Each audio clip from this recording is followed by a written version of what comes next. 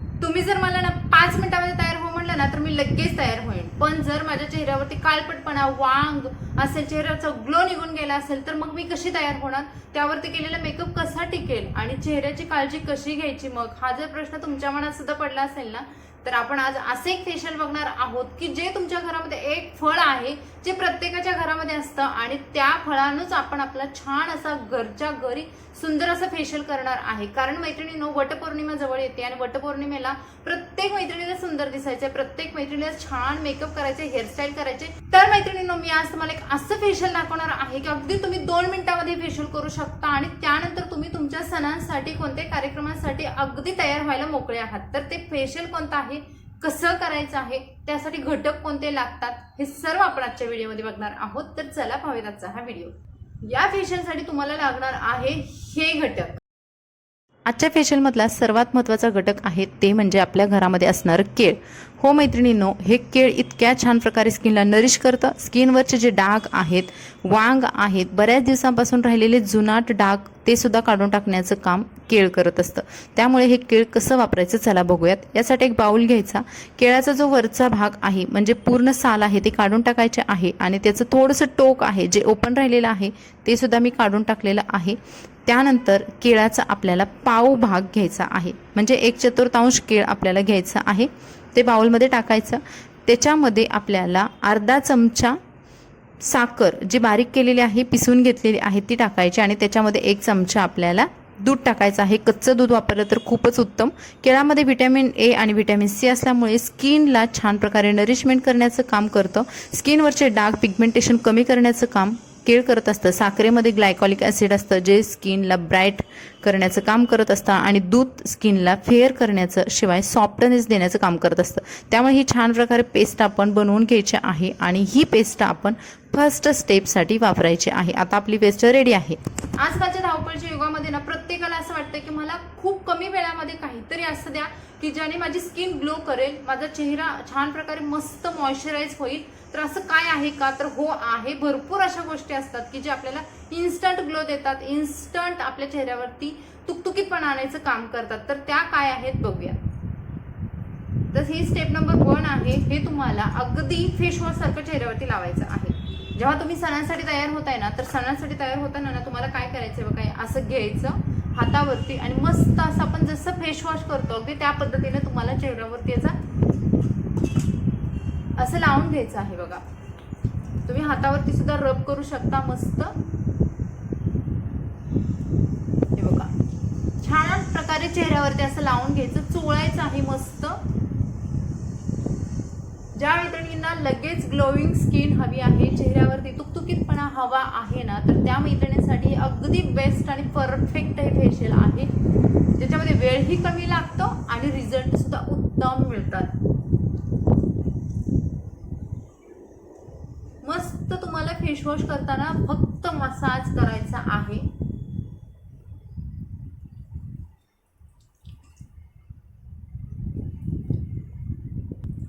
तुम्ही मिनिटभर सुद्धा मसाज करू शकता यातने. 1 मिनिट फक्त मसाज करायचा आहे. जे इन्ग्रेडियंट्स, जे घटक आपल्याला घरामध्ये इझिली भेटतात तेच घटक आपल्याला चेहऱ्यावरती लावायचं आहे. आपण विकत काही आणत नाही, कोणत्याही प्रकारचे याच्यासाठी खर्च करत नाही. गळ्याला सुद्धा लावून घेऊ शकता टॅन झालेला, कारण उन्हाळ्यामुळे ना गळा सुद्धा टॅन होतो चेहऱ्याबरोबर. आपल्याला दोन्हीची काळजी घ्यायची आहे. बघा, मस्त असं चेहऱ्यावरती लावून घ्यायचं. तुम्ही बघाल माझ्या चेहऱ्यावरती किती वांग आला होता, वांग यायला लागला होता, तर तो वांग सुद्धा मी या अशा होम रेमेडीनेच काढलेला आहे. कोणतंही एक्स्ट्रा करायचं नाही, फक्त आपल्याला हे कंटिन्यू करत राहायचंय. जे आपण प्रमाण घेतलेलं आहे ते पूर्ण संपवून घ्यायचं आहे, आपल्याला पूर्ण फिनिश करायचं आहे.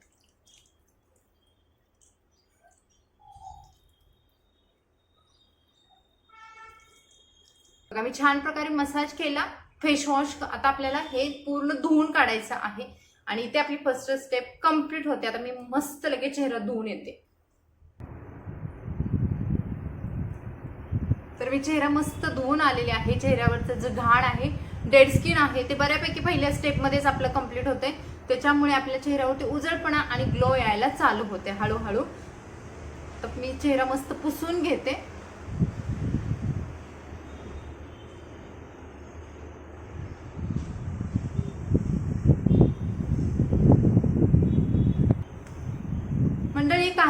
रेमेडीज अशा असतात की त्यांचे रिझल्ट यायला खूप वेळ घेतात, पण काही होम रेमेडीज अशा आहेत ज्या खूप लवकर आपल्याला इफेक्ट देतात, खूप लवकर त्यांचे रिझल्ट दिसायला लागतात. त्यामुळे आपल्याला सुद्धा त्या करायला सोप्या सुद्धा तितक्याच असतात आणि रिझल्ट सुद्धा इतके सुंदर देत आहेत. आता मी करणार आहे स्टेप नंबर 2. स्टेप नंबर 2 साठी जे घटक वापरलेले आहेत तर ते कोणते आहेत आणि स्टेप 2 मध्ये मी काय केलेलं आहे चला बघूयात.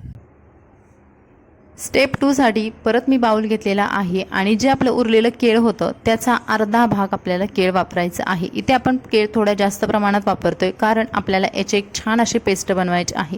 आता हे केळ आपल्याला अगोदरच मॅश करून घ्यायचं आहे जेणेकरून याच्यामध्ये जे आपण वरून टाकणारे इन्ग्रेडियंट्स आहेत, जे घटक आहेत ते मस्त प्रकारे मिक्स होतील आणि आपल्याला जास्त वेळ मिक्स करण्यासाठी लागणार नाही. मी केळ छान प्रकारे मॅश करून घेतलं. आता केळामध्ये जे घटक आहेत ते मी ऑलरेडी फर्स्ट स्टेपमध्ये सांगितलेले आहेत, त्यामुळे केळ आपण वापरलेलं आहे. त्याच्यानंतर मी ह्याच्यामध्ये ॲड करणार आहे अर्धा टोमॅटोचा ज्यूस. टोमॅटोमध्ये व्हिटॅमिन सी असतं जे आपल्या स्किनला नरिशमेंट करण्याचं काम आणि स्किनवरचे डाग काढण्याचे काम करतं. हनी म्हणजे मध मी घेतलेला आहे अर्धा चमचा, तोही त्याच्यामध्ये मिक्स केलेला आहे. हनी स्किनला सॉफ्ट बनवण्याचं, हायड्रेट करण्याचं काम करत असतं आणि त्याच्यामध्ये मी घातलेला आहे अर्धा चमचा बेसन. बेसनमुळे चेहऱ्यावरची जी डेड स्किन आहे, चेहऱ्यावरचे डाग आहेत, घाण आहे ती निघून जाण्याचं काम करत असतं. त्यामुळे हे सर्व घटक आहेत ते चारही मिक्स केलेले आहेत. ज्या मैत्रिणींना लिंबू वापरल्यानंतर खाज येते किंवा बेसन फक्त वापरल्यानंतर कोरडा पडतो त्यांच्यासाठी हे बेस्ट रेमेडी आहे, ज्याच्यामध्ये आपण टोमॅटोचा रस वापरलेला आहे आणि बेसनला आपण हनीने बॅलन्स केलेला आहे, म्हणजे मधाने बॅलन्स केलेला आहे. त्यामुळे तुम्हाला कोणत्याही प्रकारचे रॅशेस येणार नाहीत. आता आपली ही पेस्ट रेडी आहे. तर ही आहे आपली ती पेस्ट ज्याच्यामध्ये तर ही पेस्ट आपल्याला चेहऱ्यावरती लावायची आहे मस्त. याच्यामध्ये आपण चिमूटभर हळदी सुद्धा ऍड करू शकतो.